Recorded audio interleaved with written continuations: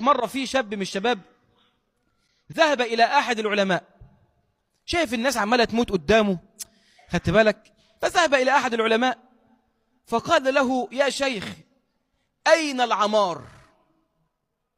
أين العمار؟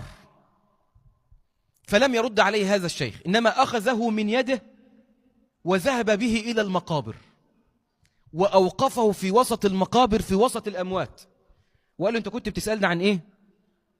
فقال: أنا كنت بقول لك أين العمار؟ فقال: هنا العمار. العمار أنت بتسأل عليه هنا العمار. فقال: كيف هنا العمار؟ أنت جايبني من عند الأحياء وتحطني في وسط الأموات وفي وسط المقابر وتقول له هنا العمار؟ قال: هنا العمار، لأن كل الذي هنا لن يذهب إلى هناك، بل كل الذي هناك سوف يأتي إلى هنا، فهنا العمار. هنا العمار، لأن كل الذي هنا لن يذهب إلى هناك، بل كل الذي هناك سوف يأتي إلى هنا، فهنا العمار. الكل سيذهب. لذلك الفائز بجد هو الذي يزحزح عن النار ويدخل الجنة. أسأل الله سبحانه وتعالى أن يجعلني وإياكم منهم.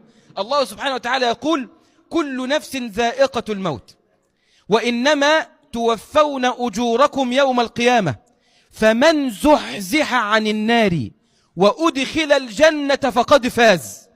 أسأل الله أن يجعلنا منهم. وما الحياة الدنيا إلا متاع الغرور، فالموت بحر طافح يذهب في موجه كل سابح. أيا نفس إني قائل فاسمعي مقالة من مشفق ناصح، لا ينفع الإنسان في قبره إلا التقى والعمل الصالح، ولا ينال الفوز من دهره إلا فتى ميزانه راجح.